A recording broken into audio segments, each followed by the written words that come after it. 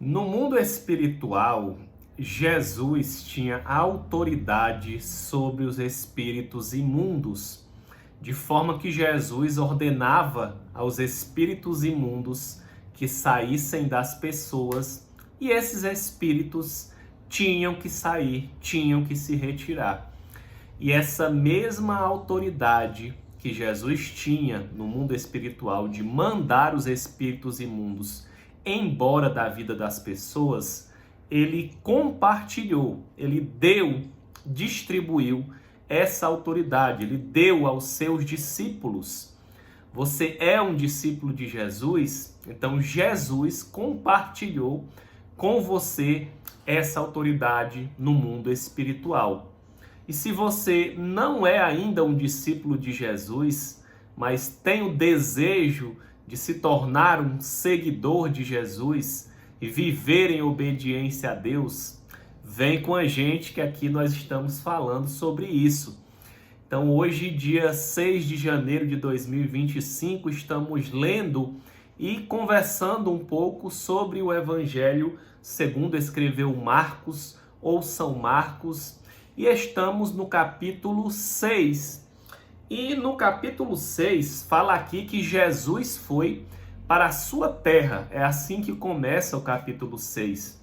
Qual é a terra de Jesus? Jesus é Jesus de Nazaré. Isso mesmo. Então aqui Jesus foi para a sua terra e como ele já vinha fazendo, diz aqui que no sábado, né, a gente já vem discutindo aqui algumas questões ligadas à quebra de paradigma do sábado, que originalmente é um dia de descanso, ou era um dia de descanso, e Jesus aqui ensinava, né? Uma das coisas que Jesus mais fez e faz até hoje, e é isso que ele está fazendo agora comigo e com você que escuta essa palavra, é nos ensinar, né? E eu também aprendo muito falando da palavra de Deus.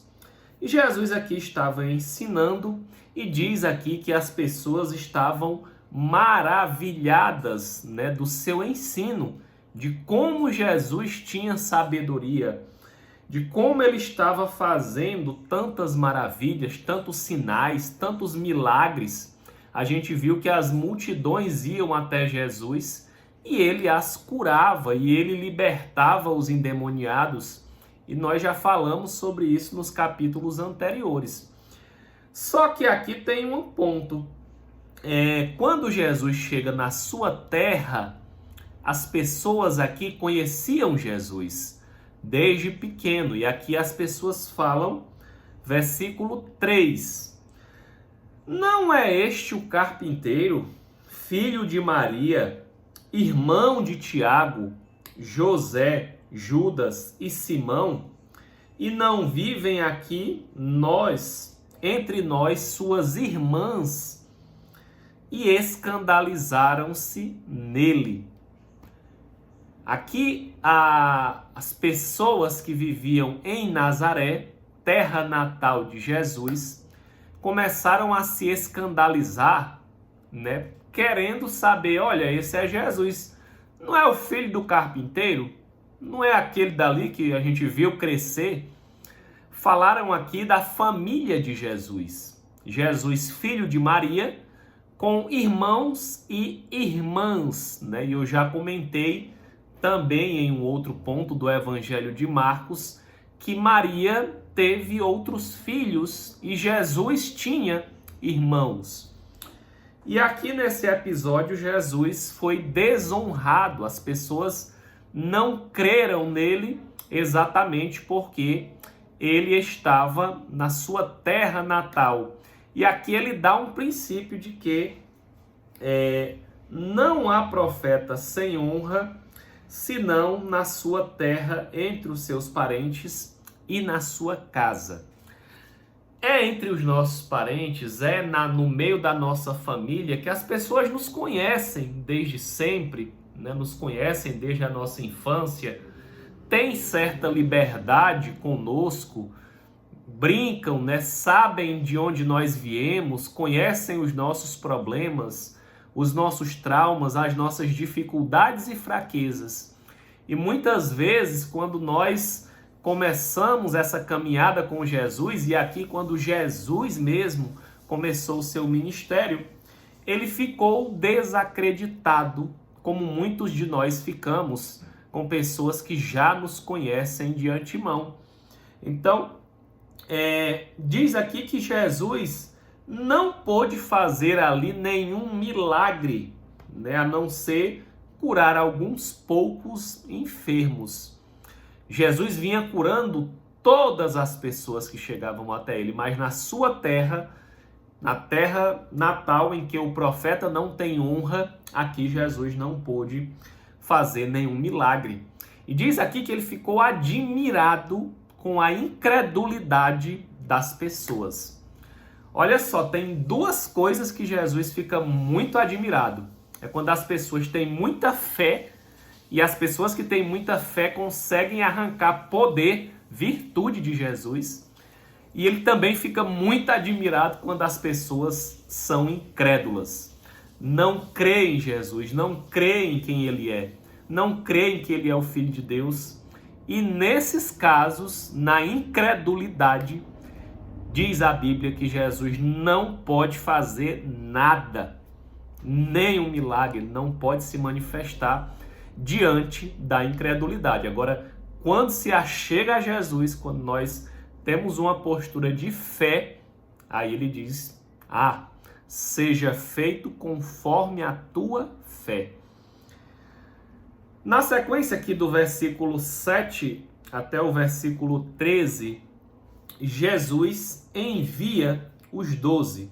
Diz aqui que ele passou a enviá-los de 2 a 2, dando-lhes autoridade sobre espíritos imundos. E ele ordenou aqui, então, Jesus, ele primeiro, lá no começo do evangelho, diz que ele foi até João Batista, ele se batizou. Quando ele se batizou, o céu se abriu, veio a voz do céu e disse, este é o meu filho amado em quem tenho prazer. Desceu o Espírito Santo como pomba. Jesus foi conduzido por Deus ao deserto para ser tentado pelo diabo.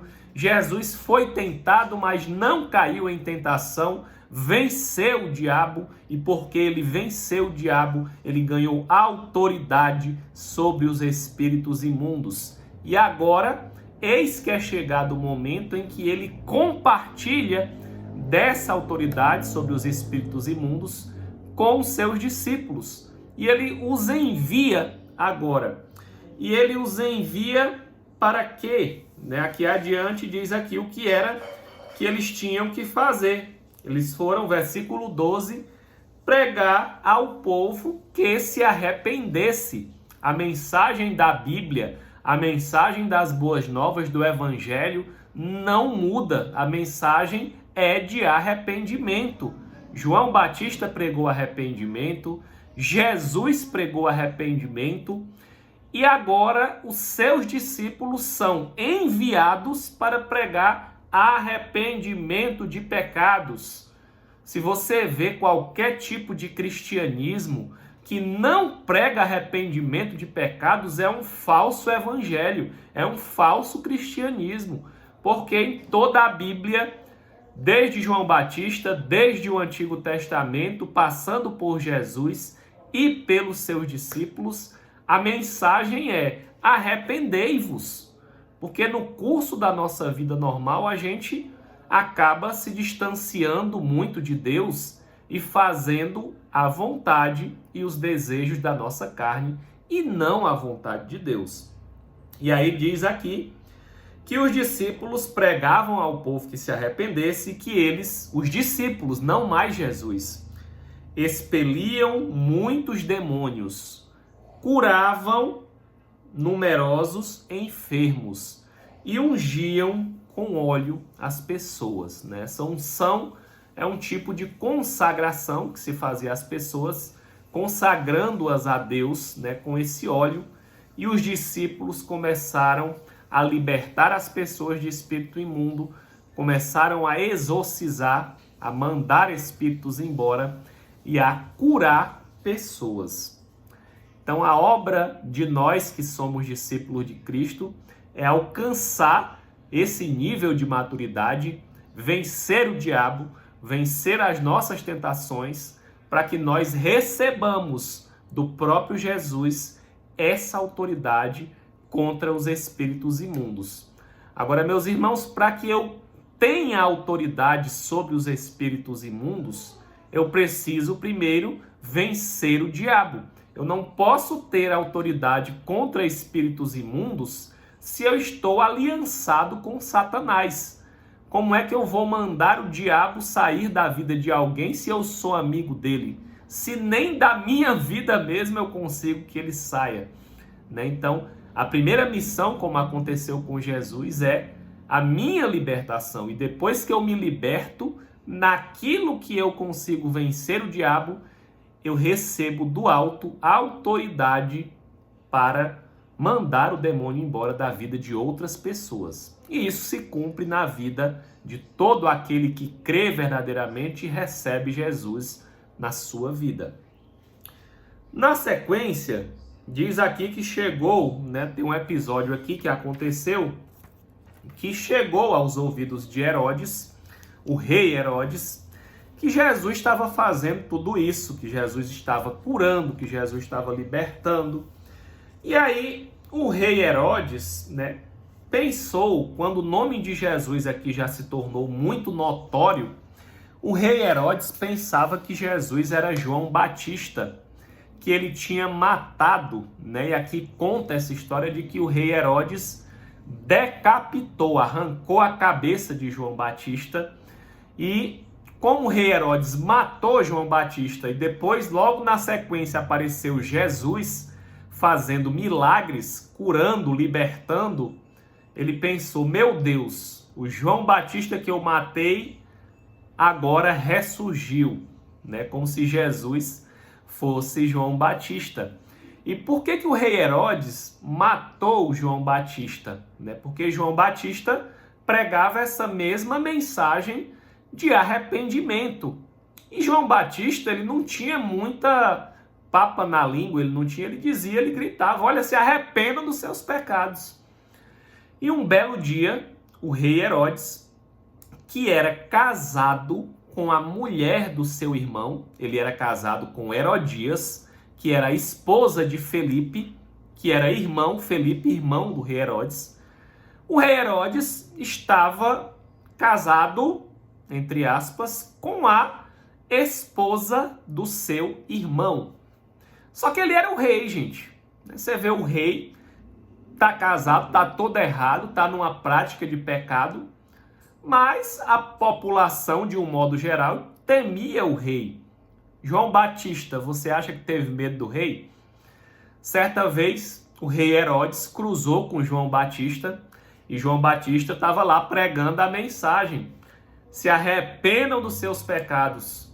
E nesse momento, João Batista apontou o dedo na cara de Herodes e disse, você se arrependa dos seus pecados, você está em adultério, porque você está casado com a mulher do teu irmão. Isso aqui está aqui no versículo 18. Pois João lhe dizia, não te é lícito possuir a mulher do teu irmão. E você acha que o rei Herodes ficou satisfeito com isso? De ser confrontado por um profeta que vivia lá no deserto, na frente das pessoas? Não.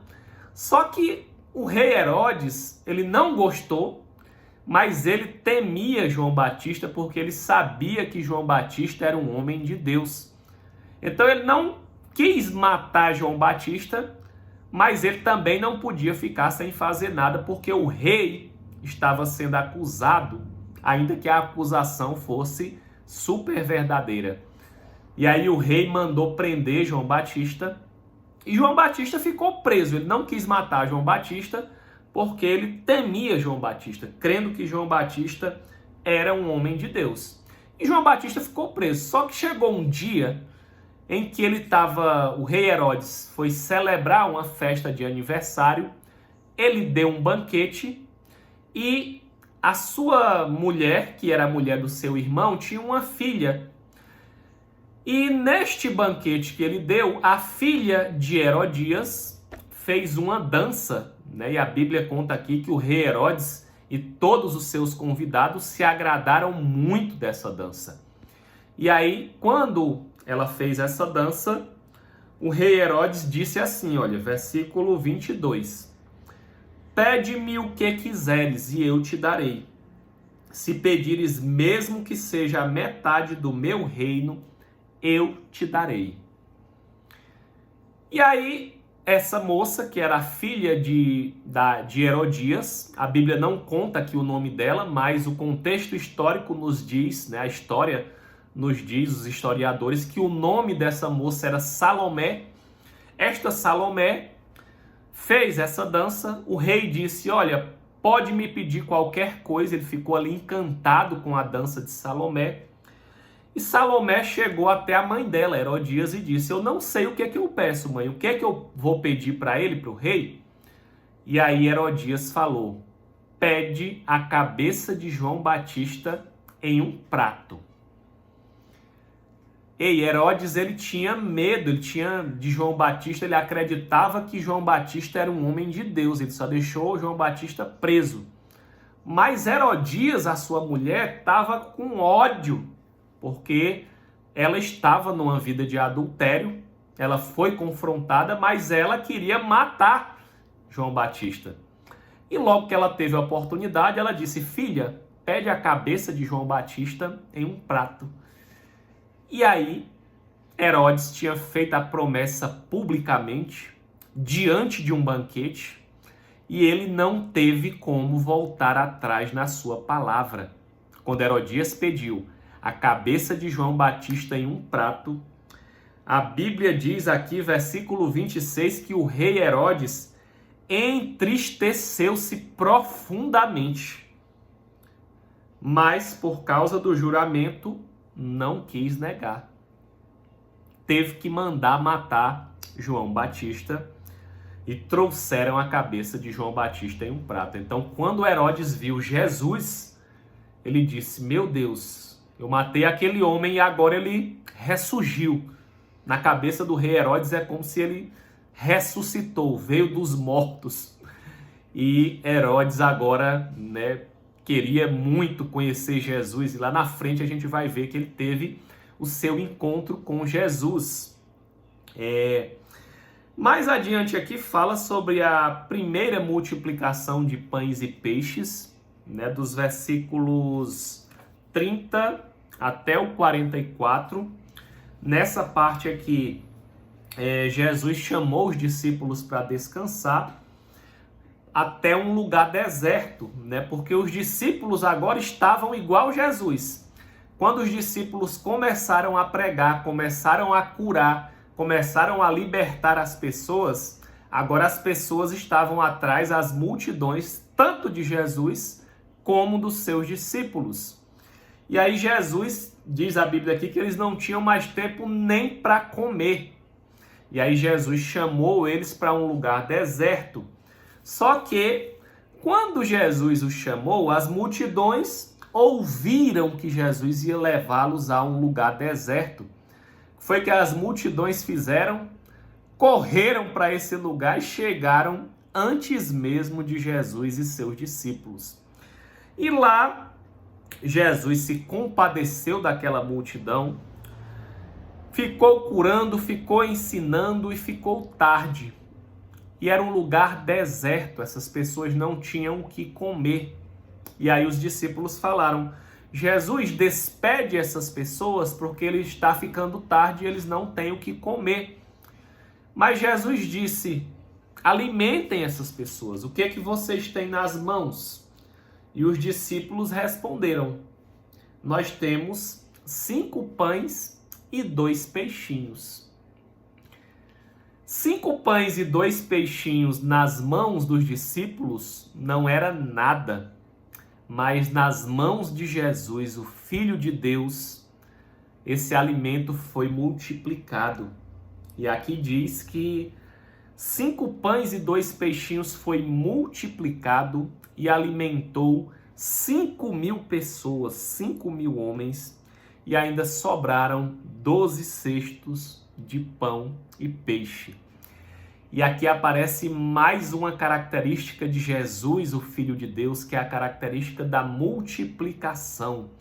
Jesus multiplica tudo aquilo que está em nossas mãos, né, nessa missão de compartilhar o pão. Ele se manifesta no compartilhar do pão. No reino de Deus, quando nós dividimos o pão, é multiplicação que acontece na vida de muitas pessoas. E foi esse milagre aqui que aconteceu.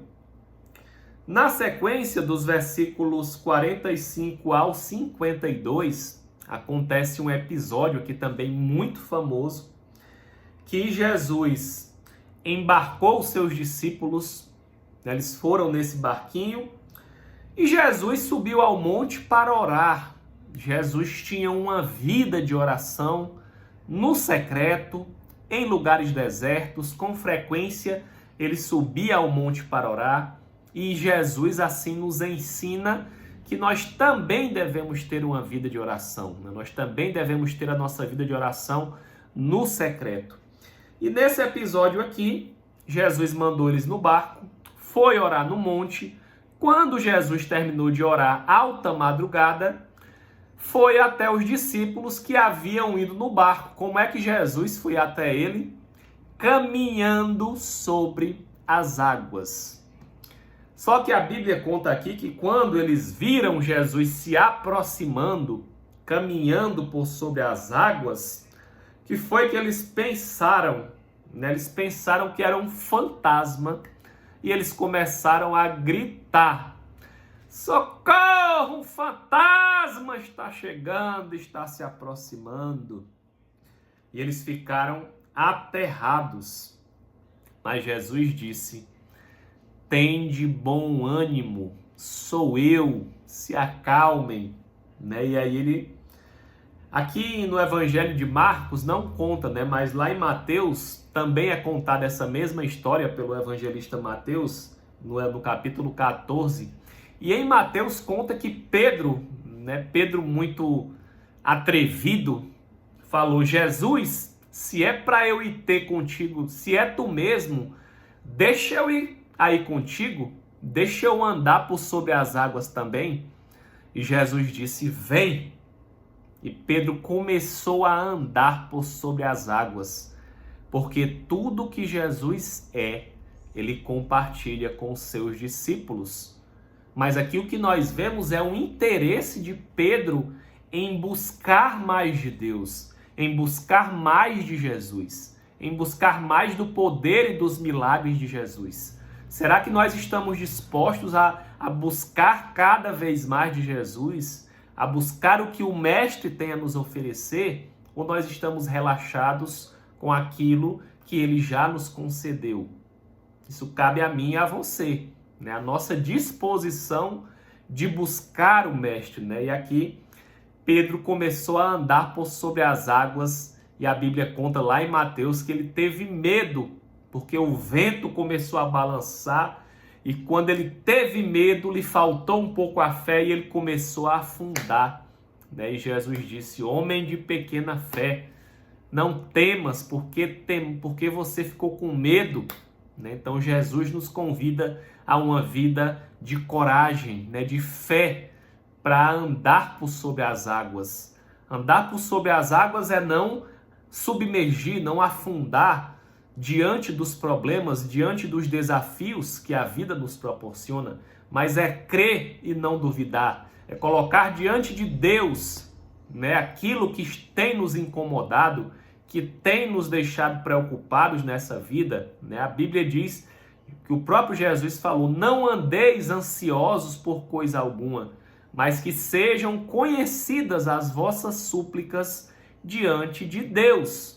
Aquilo que me deixa preocupado e que te deixa preocupado está sendo colocado diante de Deus? As nossas súplicas diante das nossas preocupações estão sendo colocadas diante de Deus? A gente tem que entregar em oração a Ele, que pode resolver todas as coisas. Não existe nada que é muito difícil para Deus, porque Ele é o Criador. Ele criou os céus e a terra. Ele nos criou, Então, tudo que acontece na nossa vida, Ele sabe, Ele conhece e Ele quer nos abençoar, quer nos curar, quer sarar todas as nossas feridas. O problema é que a maioria de nós pensa que é do nosso jeito, que é só eu orar, mas não, é em obediência, né, que Deus vai fazer na minha vida e na sua vida também. Eu preciso obedecer ao meu Pai. Eu preciso ser um filho obediente. Né? Lá em Deuteronômio 28, a Bíblia conta das bênçãos decorrentes da obediência e conta das maldições decorrentes da minha desobediência. A palavra é muito clara quanto a isso, né? E aqui, por fim, dos versículos 53 ao 56, Jesus chegou a um lugar chamado Genezaré, nesse mesmo barco que eles seguiram, e ali o povo reconheceu Jesus, começaram a levar pessoas doentes, começaram a levar nos leitos, e Jesus continuou fazendo o que ele faz de melhor: curar pessoas. Jesus cura, Jesus salva, Jesus liberta de espíritos imundos. E diz aqui que onde quer que ele chegasse, as pessoas levavam os enfermos, rogavam-lhes que tocassem pelo menos na orla da sua veste. E todos que tocavam na roupa de Jesus saíam curados. Então, aquele mesmo milagre que se operou naquela mulher que tinha uma hemorragia há 12 anos do fluxo de sangue, aquele mesmo milagre de ela tocar na roupa de Jesus e ser curada, ela foi só a primeira, porque a Bíblia conta aqui que muitas outras pessoas tocaram na roupa de Jesus e só pelo toque elas foram curadas. E aqui encerra o capítulo 6 do Evangelho de Marcos. E que com essas histórias, Deus continue elevando a nossa fé. Que a nossa postura não seja a de incredulidade das pessoas de Nazaré, da terra natal de Jesus. Que Jesus ficou admirado com a incredulidade daquelas pessoas e não pôde fazer absolutamente nada, mas que a nossa postura seja de fé, que nós nos acheguemos, como diz lá em Hebreus, nos acheguemos confiadamente diante do trono de Deus, crendo que Ele veio para nos salvar, para nos libertar e que nós temos livre acesso ao Pai por meio de Cristo Jesus. Que Deus possa elevar a minha e a sua fé por meio dessas palavras de Jesus. E que Deus te abençoe grandemente. Um ótimo dia e até amanhã, se Deus quiser. Um abraço.